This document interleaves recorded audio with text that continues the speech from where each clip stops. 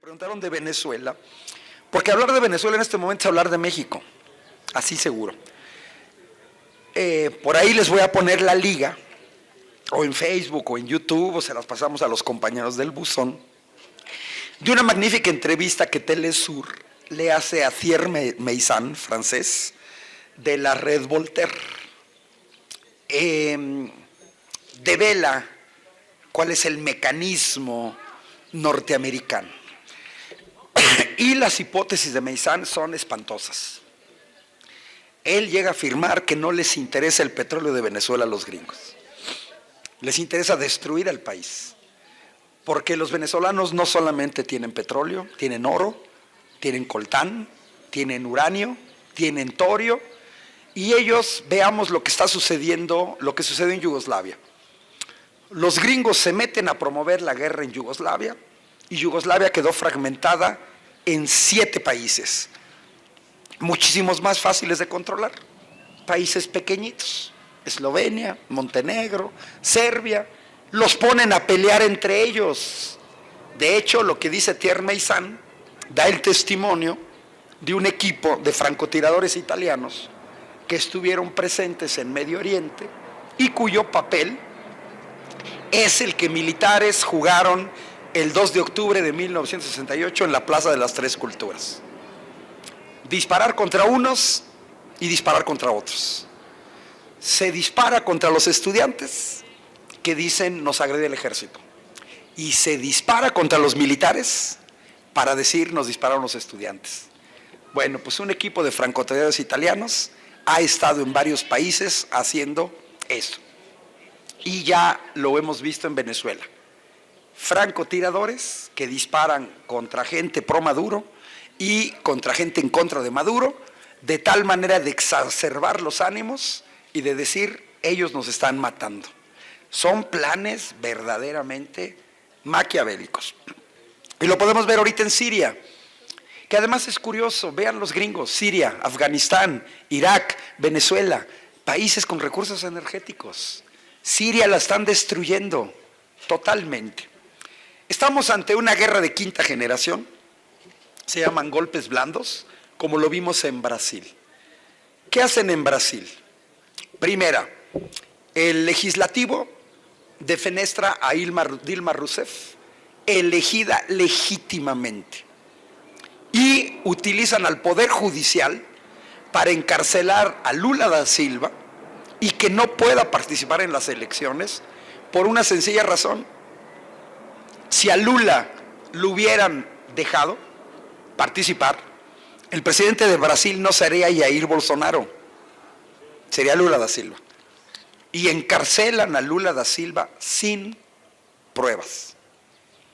Quitan a Dilma Rousseff, meten al tipejo de Bolsonaro, que inmediatamente se pone como tapete al servicio de los norteamericanos, dispuesto a agredir a Venezuela. Para eso lo pusieron.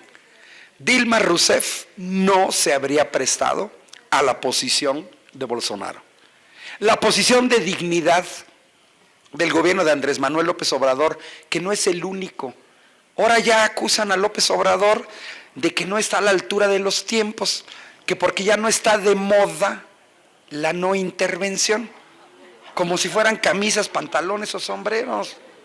¿Por qué no le reclaman al gobierno de Italia, cuyo ministro de Exteriores ayer dijo, no nos vamos a meter en Venezuela por un principio básico de convivencia entre los pueblos, la no intervención? A ver, critíquense a los italianos. Y además la ONU, la mayor parte de los países de la ONU no han reconocido a Juan Guaidó. La mayor parte de los países de la OEA no han reconocido a Juan Guaidó. Sí, lo reconocieron el Parlamento Europeo, controlado por fuerzas de derecha. Sí. Ya vino Pedro Sánchez del PSOE, que da vergüenza. El PSOE traiciona al propio mediador en Venezuela, José Luis Rodríguez Zapatero, expresidente español, miembro del PSOE, que está haciendo un trabajo de arreglar las cosas por la buena. Y luego viene Pedro Sánchez, que es una vergüenza, a querer decirle a AMLO que sí, que hay que intervenir. Bueno, ¿cuál es el camino de estos golpes blandos y guerra de quinta generación, porque tenemos que tener los sensores puestos. Primero, una agresión mediática, basta ver a CNN, por ejemplo, en donde comienzan a contar una bola de mentiras y medias verdades. Fíjense cómo es CNN. El 23 de enero hubo marchas masivas en apoyo y en contra de Nicolás Maduro, del gobierno de Nicolás Maduro. Pero CNN no nos mostró los cientos de miles, las decenas de miles que salieron en Caracas a favor de Maduro. Nada más nos mostró a los otros para hacernos creer que todo el pueblo venezolano está en contra de Nicolás Maduro. Yo casi le diría a la derecha venezolana, no sean chillones, vean lo que hicimos los mexicanos. ¿A poco ustedes tienen un organismo tan tramposo como el INE o como el IFE? ¿Qué fue lo que hizo Morena? Nos hicieron fraude en 2006 y seguimos batallando y no le pedimos al ejército que diera golpe de Estado. Lo arreglamos por las buenas. Nos volvieron a hacer fraude en 2012, nos volvimos a organizar y le ganamos al PAN y al PRI. Que no me venga la derecha venezolana que no le pueden ganar unas elecciones a Maduro. Pues sí, pero tienen que participar. Miren, entrevistan a un argentino que va a Caracas y dice, yo quiero ver en vivo a los venezolanos hambrientos porque no hay nada que comer. Y lo primero que se sorprende es que llega a un país donde el litro de gasolina cuesta 50 centavos de peso. 50 centavos de peso. Llenar un tanque de gasolina de 50 litros cuesta 25 pesitos. Ya, 25 pesitos. Lo que cuesta una torta. 25 pesitos. Y luego además dice que ve por las calles de Caracas Land Rovers, BMW, Audi, vehículos de lujo. Y yo lo veo y vean y observen una cosa en muchas de las cosas que nos muestra CNN y una cosa que yo observo, la manera en la que están vestidas la gente que protesta. Traen ropa de marca, buenos zapatos, buenos relojes, traen buena ropa, no se ven desnutridos por ningún lado, por ningún lado. Es más, le tupieron a un empresario español que hace más o menos 8 meses subió a su cuenta de Facebook una serie de fotografías de supermercados venezolanos con productos de lujo. Jamón ibérico español, caviar y una bola de cosas. Y dice, esto es en pleno desabasto. Primero viene esa agresión mediática para que todos digamos, Nicolás Maduro, te tienes que ir porque eres un ojete. Todos, ese es lo primero, satanizar. Lo hicieron con Saddam Hussein y lo hicieron con Gaddafi en Libia. Primero es el desprestigio, el ponerlos como un asco. Pero les recuerdo que los primeros que sostuvieron a Hussein fueron los gringos. Y esto tiene que entender la derecha venezolana y los colombianos. Asusaron a Hussein contra Irán y esos dos países combatieron por culpa de una guerra norteamericana y pagaron con más de 1 millón de muertos. Pues agárrense colombianos y brasileños, va a morir su gente por la irresponsabilidad de su gobierno. Ahora ya sale muy machito el secretario de Relaciones Exteriores de Colombia a decir, vamos a sacar a Maduro como sacamos a Noriega de Panamá. ¿Vamos? Si no tuvieras detrás a los gringos, ¿serías tan machito de querer invadir a otro país? O sea, ahora todo el mundo anda bien machito. Ay, vamos a invadir y vamos a sacarlos. Segunda fase es la agresión económica. Cuba está bloqueada desde los años 60. Es un país que tiene 60 años de un bloqueo económico donde no le venden refacciones, donde no le venden alimentos. Y es lo mismo que han estado haciendo en Venezuela. En Venezuela, como lo hicieron en Chile, la derecha, hay acaparamiento de productos. No los venden, los esconden para generar un desabasto. Y ya los mexicanos ya lo vimos. el desabasto genera enojo en la gente y ellos lo que quieren es tensar, que la gente se enoje. Entonces te oculto el arroz, te ocupo el maíz para las arepas, te lo oculto y viene y la agresión económica, los 7,000 millones de dólares que los gringos acaban de agenciar de Venezuela, de la petrolera Citgo, que pertenece a Venezuela, y el oro que no quieren regresar los ingleses. Fíjense, la meca del capitalismo, violando los principios básicos del capitalismo, que es: yo te doy dinero, banco, y yo, banco, no te lo quiero regresar. Hacen un escándalo para proteger a los privados. El secreto bancario es lo más sagrado que exista para un capitalista. Y yo meto el dinero al banco y me lo quedo. Bueno, pues ahí está. Si eso no les funciona, y lo estamos viendo claramente en Venezuela, es la violencia interna desatada con la manipulación mediática. Nos exhiben a los muertos de un lado, pero nos ocultan a los del otro lado, para siempre victimizar a unos y para ver. Miren, 2 pesos y 2 medidas. Este país acaba de ver a miles de hondureños atravesar famélicos este país, ellos sí, los hondureños sí jodidos, porque los ve uno en las calles y en los cruceros de varias ciudades mexicanas, pero los gringos no han pensado invadir Honduras, pues ellos quitaron y promovieron el golpe de Estado contra el legítimo presidente Manuel Zelaya en 2009. Entonces, los emigrantes venezolanos son de primera clase. Los hondureños son escoria. No les interesa. ¿Quién puede creer que Donald Trump, un presidente nefasto que da la orden de enjaular a niños y de separarlos de sus familias, puede estar interesado en los derechos humanos? Solamente ellos se los creen. Desatan la violencia y luego lo que sigue es la invasión de países vecinos. Lo vemos con Turquía invadiendo Siria, por ejemplo, ¿no? Para que se enfrenten entre ellos. Última medida, los gringos, pero no les gusta mucho, es que están empantanados en Afganistán y en Irak. A todo el mundo dijeron: miren, Irak tiene armas de destrucción masiva, vamos a imponer la democracia. Bueno, pues la derecha venezolana lo tiene que ver. Si le sale bien, tiran a Maduro, imponen a Guaidó y van al gobierno y privatizan PDVSA. Pero si les sale mal, se pueden empantanar en una guerra civil, se pueden empantanar en una invasión de su país, en donde entonces sí van a sentir lo que es desabasto, y en donde entonces sí van a sentir lo que es carencias, y en donde van a pagar con sus vidas el andar jugando con fuego, mientras los gringos cómodamente están comiendo aguacate, viendo el supertazón. Así de sencillo. Pero pues miren, para que alguien se quiera inmolar, pues se requiere también alguien que se quiera inmolar. Vean a qué nivel estamos. ¿Quién es Juan Guaidó para decirle a Andrés Manuel algo?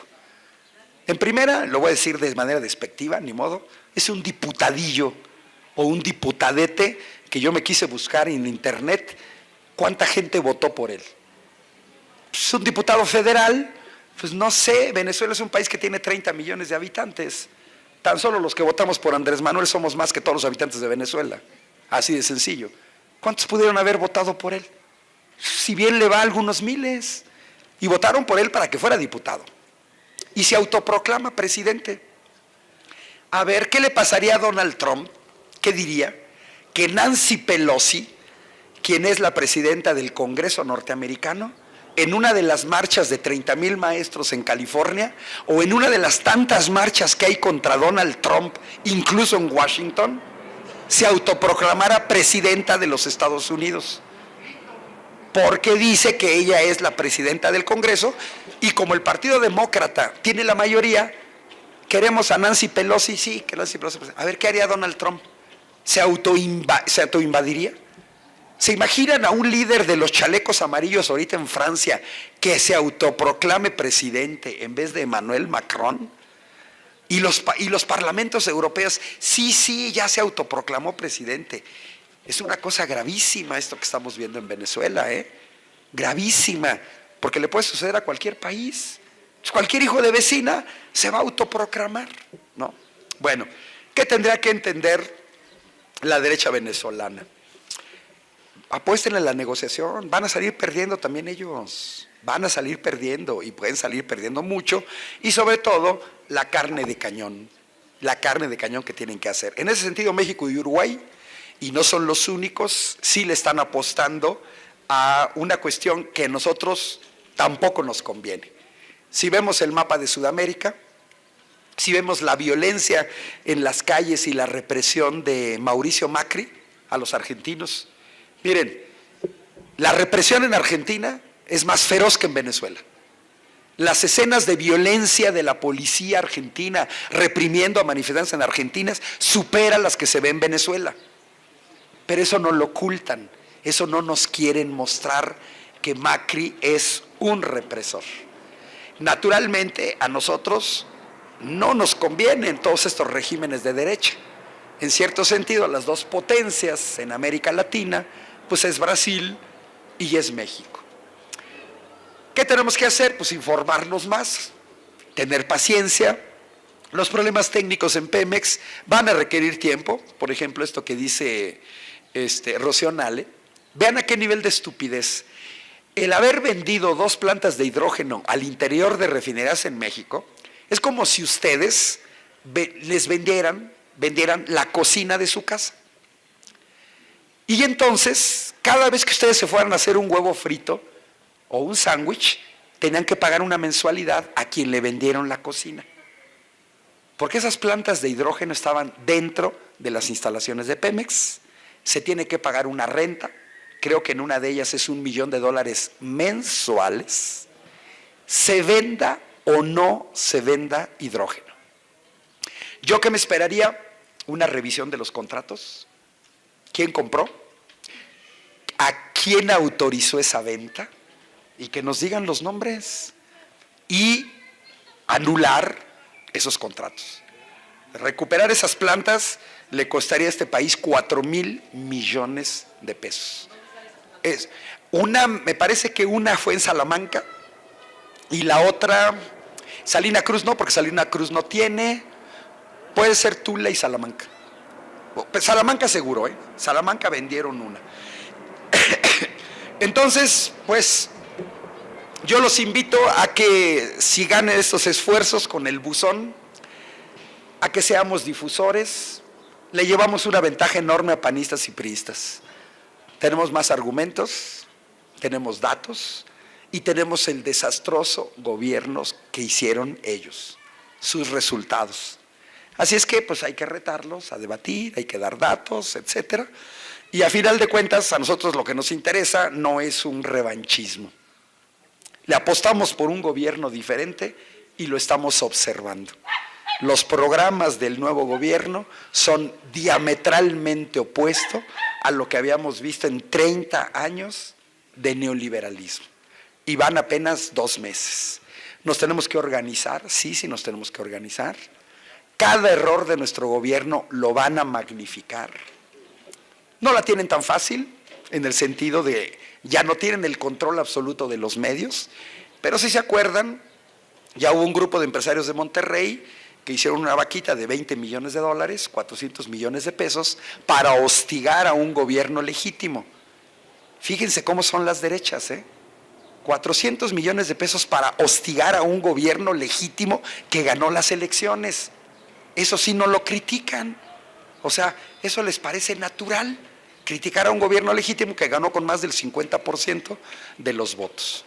Pero algo está cambiando. También hay empresarios que están apoyando este gobierno y la razón es muy sencilla. Los anteriores gobiernos, para construir el circuito mexiquense, le entregaron los contratos a la empresa española OHL, ya señalé los campos aerogeneradores en el Istmo, entregaron los bancos a los extranjeros, entregaron las gasolineras a los extranjeros, pues a quienes les pegan son a los empresarios mexicanos. Yo digo bienvenidos a la cuarta transformación, a los empresarios nacionalistas mexicanos, como hay empresarios nacionalistas franceses, como hay empresarios nacionalistas noruegos, como hay empresarios nacionalistas suecos. Cierro con una anécdota para que vean qué tipo de empresarios necesitamos. Yo trabajé 10 años en Italia Y me tocó ver en primera mano cuando los coreanos le quieren comprar a Agnelli, el dueño de la Fiat, el principal productor de automóviles en Italia por décadas. Entonces los coreanos le quieren comprar su fábrica a un señor de 80 años. Si hubiera sido mexicano, había hecho lo que hizo Mariazún Aramburu Zavala, que se deshace del Grupo Modelo, una de las principales empresas mexicanas, y la vendió. Y se la vendió a un grupo belga, a un grupo brasileño, por hueva. Ay, qué hueva administrar una empresa transnacional. Agnelli le dijo a los coreanos, no les voy a vender la Fiat, porque yo ya sé qué van a hacer. Fíjense, un empresario de 80 años, que ya está más cerca de la tumba que otra cosa, yo no les vendo mi fábrica. Ustedes van a sacar la producción de Italia, van a generar desempleo, van a generar delincuencia en mi país, y yo no quiero la destrucción de mi país. Un tipo que está a punto de irse a la tumba.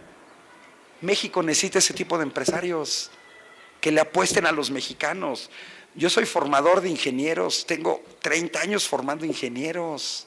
Tenemos estudiantes brillantísimos que tienen que dejar su país y que van a hacer ingeniería y van a crear tecnología en países extranjeros que luego los extranjeros nos venden.